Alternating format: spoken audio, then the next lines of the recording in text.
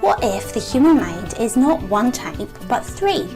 Throughout history, the sciences have studied and approached the human mind as if there is one normal or standard way of thinking. But what if, just like we see variety within other species of the animal kingdom, so there existed neurodiversity in the human mind? In this video, I will use the three primary colours to illustrate three distinct patterns of cognition which I believe to be present across humankind, and I will also explain why I believe this to be the case. Are you ready? Hi, I'm Lydia, Doctor, Psychology Assistant and proud mother of 4 young children with autism. Welcome to Celebrating Neurodiversity, a space where you can explore the beauty of diversity in the minds of children and adults, as well as find some must-have psychology hacks that will help your family, school or organisation run much more smoothly today. Historically, being different in any way to the culture and expectations of society has been viewed as negative. Traditionally, those who are different have been labelled as disordered, stigmatised or seen as of less value than others. For example, it was only in 1986, just a little more than 30 years ago, that all references of homosexuality as a psychiatric disorder needing treatment were finally removed from the DSM.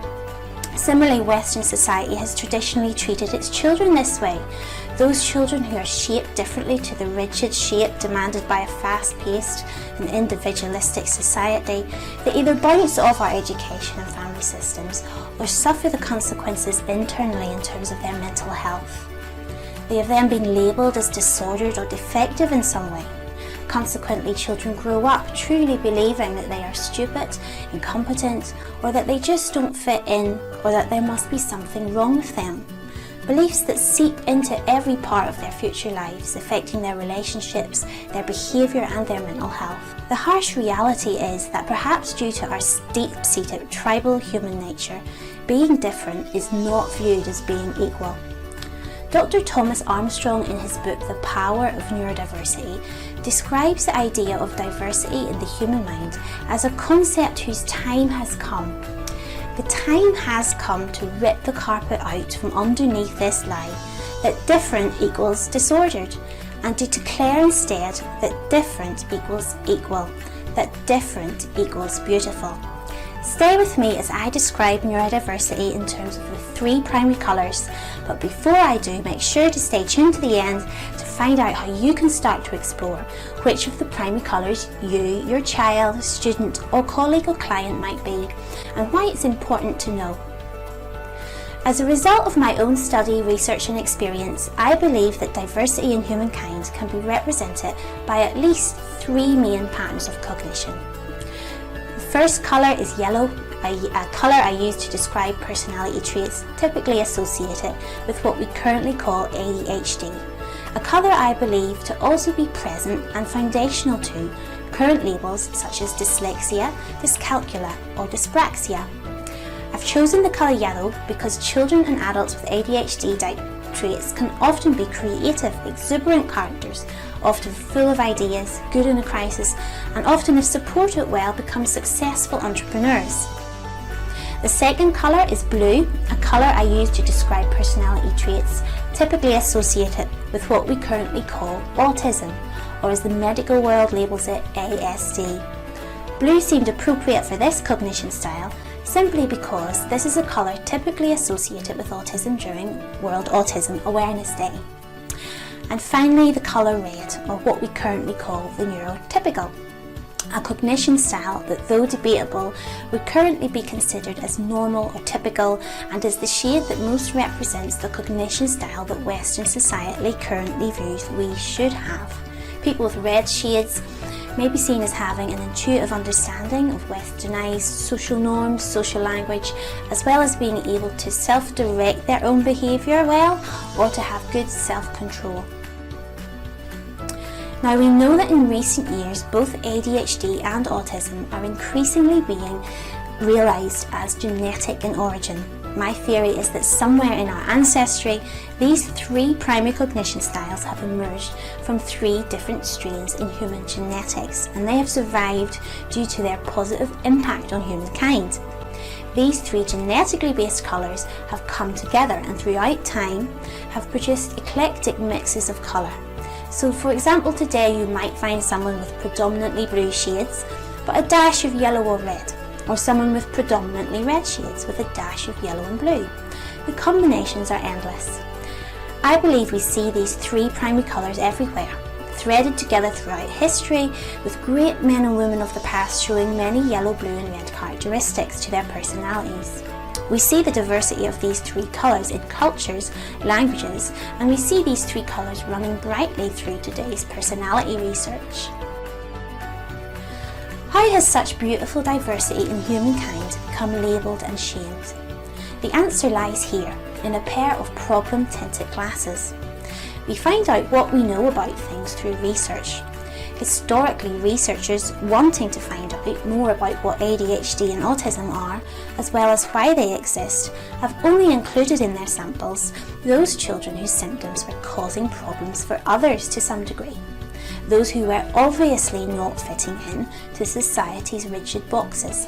As a result, ADHD and autism quickly became viewed as naughty boy disorders. When studying yellow and blue, researchers failed to study those children who were silently struggling or not performing according to their potential. Researchers also did not study those children who for various reasons were actually coping okay at that moment, and importantly, why they were coping. This bias in the way that ADHD and autism have been studied means we have no information from research on the resilient or context factors that make some people with yellow and blue shades cope okay, whilst others do not, meaning that we don't really have a true idea as to the true prevalence of ADHD and autism in the population, nor how coping ability changes across the lifespan or with context changes. Secondly, these problem-tinted glasses worn by researchers have also meant that ADHD and autism have been misrepresented as categorical in nature. You either have them or you don't. Medics and psychologists currently identify and diagnose ADHD and autism according to how many boxes or symptoms they can currently tick. For example, currently to qualify for a diagnosis of ADHD, you need to have 5 or more symptoms if you're an adult, or 6 or more if you're a child. But if, say, you have 4 or 5 symptoms, and even if those symptoms have a strong negative impact in your life, you do not qualify for a diagnosis or any form of support.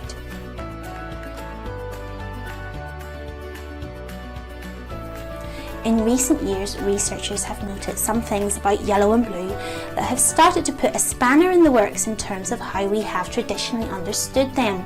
2 important things about ADHD and autism that have been discovered are that they continue into adulthood and that they affect girls. Let's pause and think about that for a minute.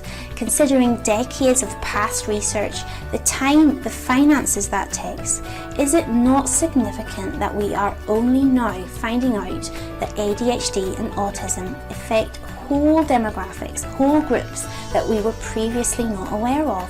Why is that significant? Because it shows we do not know yellow and blue like we thought we did. Thirdly, a very significant area of research at the moment that is also throwing a spanner in the works to our current concepts of ADHD and autism is research showing that autism and ADHD are dimensional in nature, where rather than them simply just existing or not, they are thought to exist in various degrees across individuals. For example, one study noted symptoms associated with ADHD to be present in up to 60% of adults. Just pause there again for a moment. That is more than half, the majority of the general adult population, showing symptoms traditionally associated with this thing called ADHD. The same study noted 30% of adults to have symptoms of ADHD that impair their life to some degree. That's a third of adults who are struggling in life to some degree with symptoms of ADHD, or perhaps they are rather struggling because of the way society is structured. And fourthly, in recent years, studies using twins separated at birth are showing that blue and yellow are in fact highly heritable. They have a genetic cause, meaning that it's not the environment you are placed in that determines if you have ADHD or autism, but rather the genes passed down to you through your parents. In fact, recent studies suggest that ADHD has what we call a genetic variance of up to 90%, autism even higher than that. And this means that the genetic factors explain the vast majority of causes. This is approximately similar to the genetic variance of human height and far greater than the genetic contribution to things like depression, anxiety, IQ or personality traits. Why has that put a spanner in the works? Well, though ADHD and autism are labelled neurodevelopmental disorders, the past tradition has by far been to emphasise the developmental or environmental causes of ADHD and autism. Though it is true that associations exist between yellow and blue and environmental factors, we cannot assume, as we have so dangerously in the past, that these factors cause children to develop ADHD and autism. Why is this all relevant? Because if research is suggesting that ADHD and autism, yellow and blue, can affect anyone, that they are all too common, and that they are genetic in origin, then it is not a great leap to conclude that ADHD and autism are likely to be a genetic variant of normal, aspects of colour in the diversity that is the human mind. The implications here are huge, because it is very possible that a lack of recognition or genuine acceptance of these three cognition styles underlies many of the problems affecting Western society today. If you want to begin a journey of discovering which of the three primary colours you, your child, student, colleague or client might be, how it affects their life and how to make life easier, make sure to click subscribe so you can catch my next two videos where we will be exploring the colours yellow and blue in more depth. Thanks so much for watching. If you enjoyed this video, don't forget to give me a thumbs up and I'll see you next time.